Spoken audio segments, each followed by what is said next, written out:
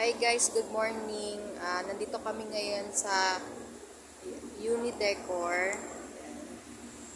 Nandun yung asawa ko ngayon. Yan, Unidecor. Pipick up kami ng items dito. Dadali namin sa Pasig City.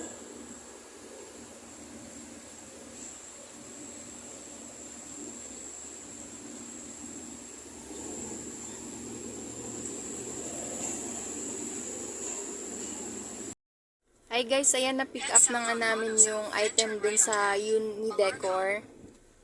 Ay, ito siya guys, laminated.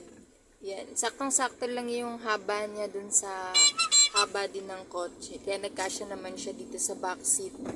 Ayan.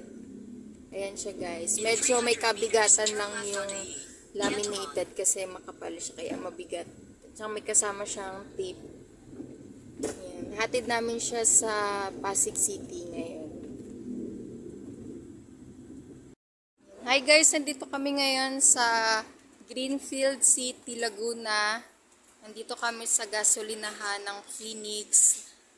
Pumarada lang kami saglit ng asawa ko. Tapos babiyahin na kami papuntang Nuvali, Calamba, Laguna. Ito pala guys yung i-deliver namin dun sa Nuvali. Yan, balit dalawang pick up tong ginawa namin guys. Yung unang pinick up namin sa Project 7 Quezon City. Itong mga boxes na to. Tsaka itong isang mahabang papel. So, bali 9 boxes to lahat guys. Pang 10 tong papel. Ang laman nito puro documents daw. Kahit papel lang ang laman nito guys, sobrang bigat nito. Kaya pinagtulungan namin to ng asawa kong ikarga dito sa likod ng kotse. Tsaka buti nagkasya siya lahat dito sa loob ng kotse. Dito sa likod. So guys, sabi nung pinikapan namin, wala nga daw magbubuhat sa kanila. At saka sobrang bigat nitong box. Kaya sabi namin, kami na lang ang magbubuhat. Pagtutulungan na lang namin ng asawa ko. Ayan. So nabuhat naman namin guys, na ilagay namin ng maayos dito sa likod ng kotse.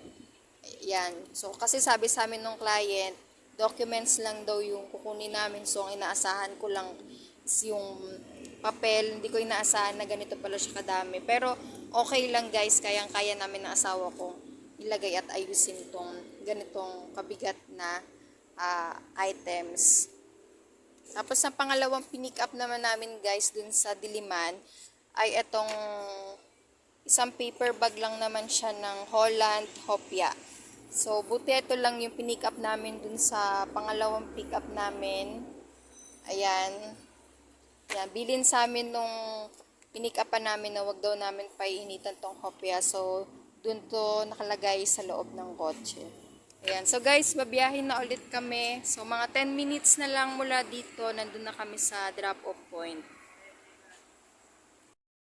Hi, guys. So, drop na namin yung mga boxes kanina dun sa Nuvali, Calamba, Laguna.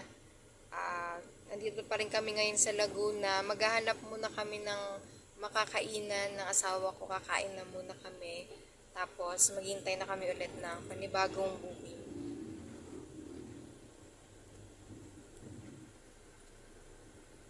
Hi guys, ito kami ngayon sa Tudings. Ito yung kakainin namin ng asawa ko. Ito yung special nila dito. Pork chop na may kasamang itlog.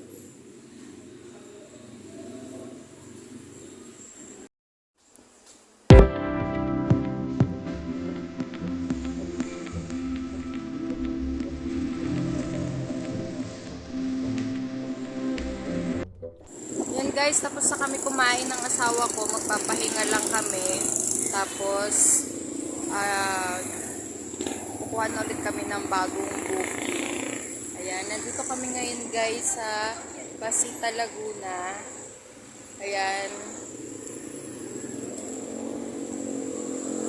Tapos, dito kami kumain guys sa Tudings. Ayan. Yung Tuding guys, since 1985 pa siya. Ayan, palagay 1985 original pork chop house. Isa to sa mga sikat na kainan at dinadayo dito sa Laguna. Hi guys, nandito pa rin kami sa Tudings. Dito kami nakapark sa harap ng Tudings. Naghihintay na ako ng booking. Ayan. Ayan pala guys yung loob ng Tudings.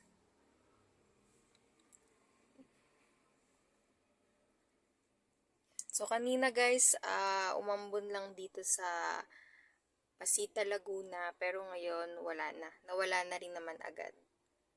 Yan. So magdidilim na rin dito guys, kaya maghintay na kami ng panibagong booking ng asawa ko pabalik ng Manila. Hi guys, ayan may nakuha na kaming booking papunta naman to ng Pasig. 4 na mags ng gulong yung pinick up namin at dadali namin ngayon sa Pasig. So kanina guys, kumain kami sa Tudings. Ang masasabi ko lang dun sa pork chop nila, masarap naman yung pork chop nila, malambot. At sulit na yung 120 per order nila kasi may kasama na siyang itlog at fried rice. At yung extra rice nila guys is 30 pesos din. Fried rice din yun guys. So kung mapupunta kayo ng Laguna guys, pwede nyo subukang kumain dun sa Tudings. Sa Pasita branch kami kumain. Alam ko meron din silang ibang branch pa. So guys, hanggang dito na lang yung vlog naming mag-asawa. Sana suportahan nyo po palagi yung vlog namin. Please don't forget to like, share, and subscribe to our YouTube channel. And follow us on Facebook, Team Vlogmas. Good night guys, and ingat po tayong lahat.